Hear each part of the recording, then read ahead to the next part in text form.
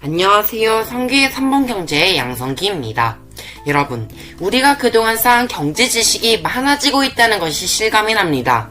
경제 뉴스가 조금씩 이해가 되고 새로운 용어들을 공부할 때도 앞에서 배운 내용들과 연관시켜서 이해하면 예전만큼 어렵지 않다는 생각이 드는 걸 보면 말이죠.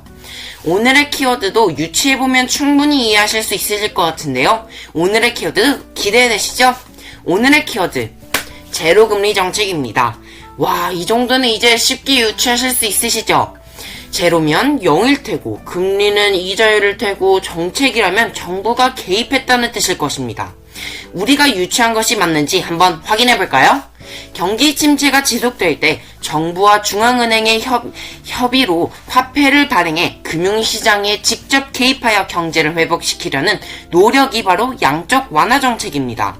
이 양적 완화 정책과 같이 정부가 직접 단기 금융시장, 즉 코일 시장에 개입해 금리를 제로에 가깝게 초저금리로 떨어뜨리는 정책이 제로금리 정책입니다.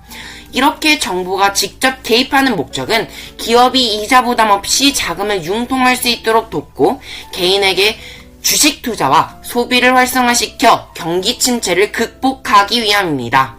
하지만 초저금리는 저축을 위축시키고 소비 심리를 부추기는 등의 부작용이 있을 수 있습니다. 제로금리 정책을 편 대표적인 예로 일본의 경우에는 1999년 초 일본의 중앙은행인 일본은행이 경기 활성화를 위해 콜금리를 0.02%까지 떨어뜨리며 제로금리 정책을 폈으나 은행의 자금이 넘쳐나도 기업이 자금을 사용하지 않아 실질적인 투자가 이루어지지 않았고 개인의 소비도 활성화되지 않아 결국 2006년 7월 일본은 제로금리 정책을 폐기하였습니다. 2020년 미국도 네 번째 양적 완화 정책으로 기준금리를 제로에 가까운 초저금리로 내렸었는데요. 2022년 초 양적 완화 정책이 점차 축소시키는 테이퍼링을 시행하고 있어서 곧 금리가 인상될 전망을 보이고 있습니다.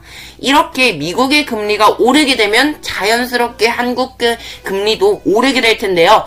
요즘 뉴스에서 이런 내용들을 자주 거론되더라고요. 코로나로 경제가 어려운데 금리까지 오른다는 소식에 저는 걱정이 앞섭니다.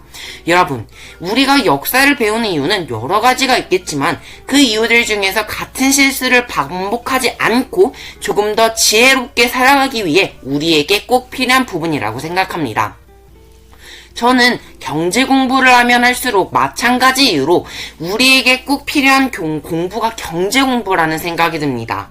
세계 흐름을 읽어내고 그 흐름의 우리나라의 방향성은 어떤지 살피고 그 가운데 나는 무엇을 해야 하는지, 우리 청소년은 무엇을 해야 하는지 찾아보는 시간이 되길 바랍니다. 지혜를 사랑하는 청소년 경제 지식 채널, 야, 너도 부자 될 수 있어.